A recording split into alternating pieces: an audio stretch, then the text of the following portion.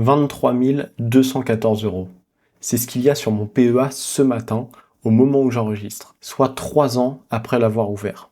J'ai versé 19 629 euros et donc j'ai réalisé 3 472 euros de plus-value en 3 ans, soit une performance de 17,68%. Je vais vous montrer mes 9 lignes une par une avec la plus-value associée, le montant que je détiens aujourd'hui en toute transparence, et y compris celle qui est à perte de 950 euros. Le 10 août 2023, j'ai commencé à investir en bourse. Ça fait 3 ans, quasiment jour pour jour, que j'ai acheté mes premières actions et ETF sur un PEA que j'ai ouvert à l'époque chez Boursobank. Boursobank, c'était mon choix de l'époque, car je n'y connaissais pas grand-chose et ça me semblait plus accessible que d'autres courtiers et pour des frais relativement réduits par rapport aux concurrents. Quand j'ai commencé, j'ai placé mes premiers 1000 euros sur différents actifs pour me diversifier au maximum, une stratégie que je remets en question aujourd'hui, mais on va y venir par la suite. Et dans cette vidéo, je te présente mes résultats, ma performance, mes chiffres et la composition de mon portefeuille actuel après 3 ans d'investissement plus ou moins régulier sur mon PEA. 3 font la majorité de mon portefeuille et pèsent le plus gros de mon PEA. La première, la plus lourde, c'est un ETF S&P 500 émis par BNP. Sur cette ligne, j'ai 15 532 euros, dont 3 224 de plus-value.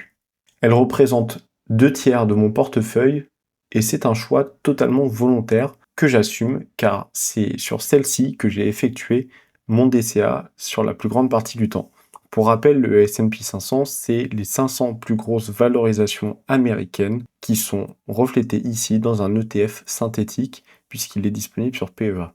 À la question pourquoi cet ETF et pas un autre S&P 500, car il y en a un autre, celui d'Amundi, il me semble, disponible sur Boursobank, eh bien, en réalité, je sais pas vraiment y répondre à cette question. J'ai surtout suivi des conseils trouvés bêtement sur YouTube à l'époque pour me positionner sur celui-là, car c'était les deux qui étaient mis en avant et j'ai préféré celui de BNP, même si aujourd'hui je remettrai ce choix en question, car il est vrai que les frais d'achat sont beaucoup plus élevés que sur celui d'Amundi, qui a une option gratuite au-delà d'un certain montant, il me semble. C'est un ETF capitalisant, donc je ne perçois pas de dividendes et ils sont automatiquement réinvestis dans l'ETF. Donc c'est beaucoup plus pratique car je n'ai pas de gestion supplémentaire à faire et ça fait un peu un effet boule de neige. Ma deuxième ligne, et là on va retrouver des billes en commun avec le S&P 500 car c'est un ETF Amundi Nasdaq 100. Ici j'ai pour un total de 4 182 euros d'actions et une plus-value de plus 816 euros de réalisé. Alors petite anecdote, cet indice était pas exactement celui que j'ai acheté au départ, car j'ai subi un changement d'indice sur cet ETF sans que je m'en rende compte et je m'en suis rendu compte que très récemment. Mais au final, ça me convient tout à fait. Si ça t'intéresse, je t'invite à regarder cette vidéo. Donc pourquoi le Nasdaq? Car je suis convaincu que la technologie va continuer d'innover et de générer davantage de bénéfices et donc faire grossir le marché des entreprises. Ça, c'est ma conviction personnelle. Ayant évolué dans le milieu de la tech, j'ai aucun mal à me projeter là-dedans. Alors c'est vrai que ça me concentre davantage sur un secteur d'activité qui est d'ailleurs déjà couvert en partie par les grosses entreprises qui sont contenues dans le S&P 500. On retrouve notamment les Apple, Nvidia, etc., qui sont présentes dans les deux ETF, bien sûr, ça j'en ai parfaitement conscience, mais je suis convaincu que la tech va continuer d'évoluer, va continuer d'avancer, même si le marché va sûrement s'effondrer à un moment donné, si la fameuse bulle de l'IA éclate. Mais sur un plus long terme, moi, je suis confiant.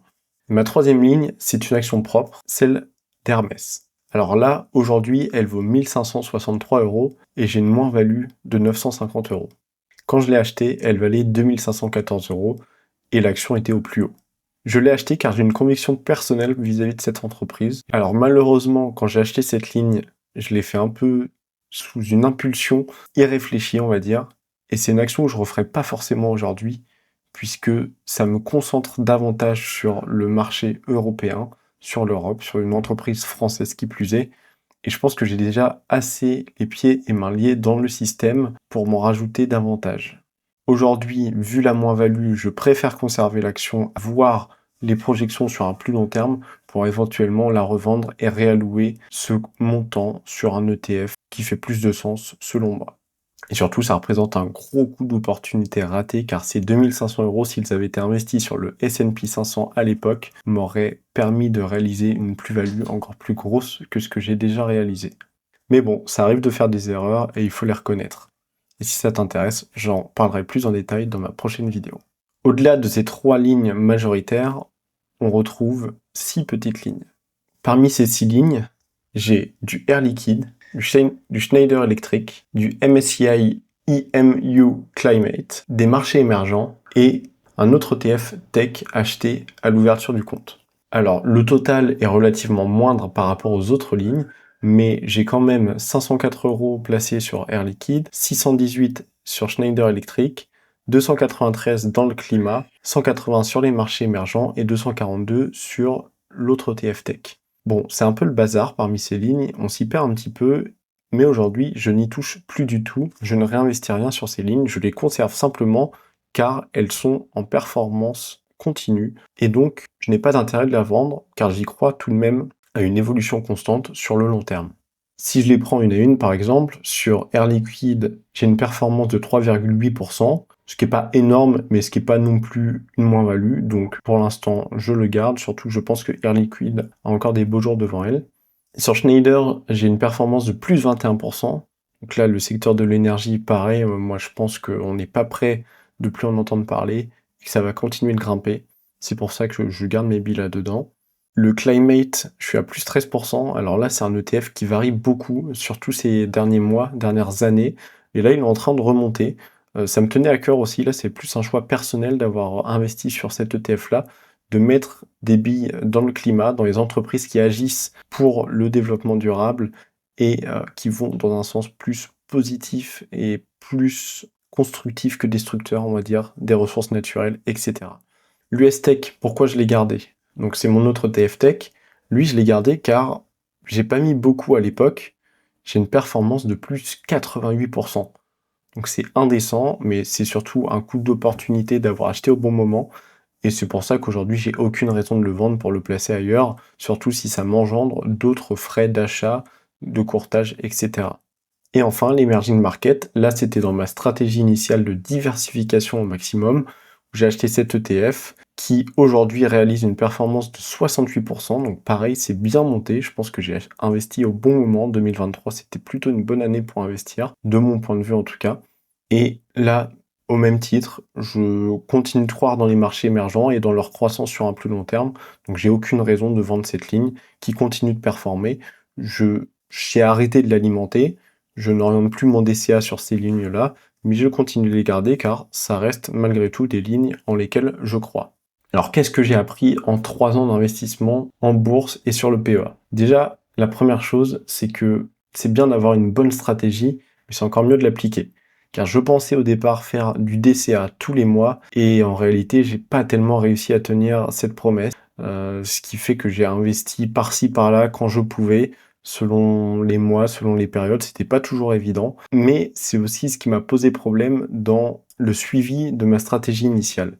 Au départ, j'avais une stratégie hyper diversifiée, j'avais des obligations aussi sur un compte titre, j'investissais aussi sur la dette américaine, etc. Bon, c'est un sujet à part puisque là on parle du compte titre. Si ça t'intéresse de voir le contenu de ce portefeuille, pareil, je te mets une autre vidéo en lien où je te présente la clôture de mon compte titre que j'ai clôturé aujourd'hui pour réinjecter sur mon PEA. Bref, parenthèse fermée, cette stratégie initiale, je n'ai pas réussi à la suivre car déjà, il y avait trop de lignes.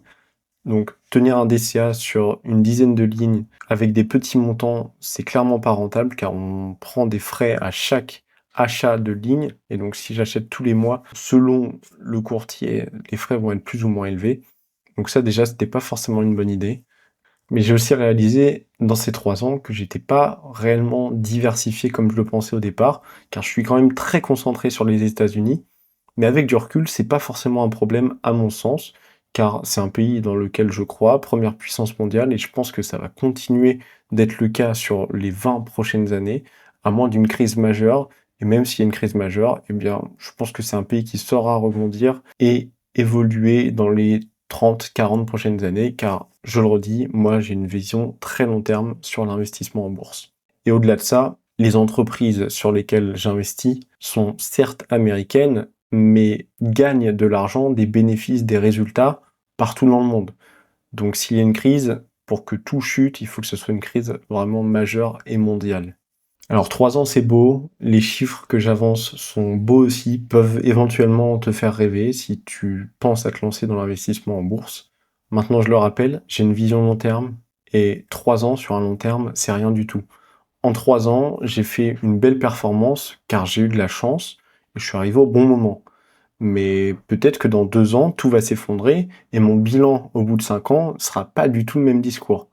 Mais ce qui sera intéressant, c'est de voir l'évolution à travers les années et voir dans 15, 20, 25, 30 ans où est-ce que cette stratégie va nous mener et va mener l'évolution de mon portefeuille.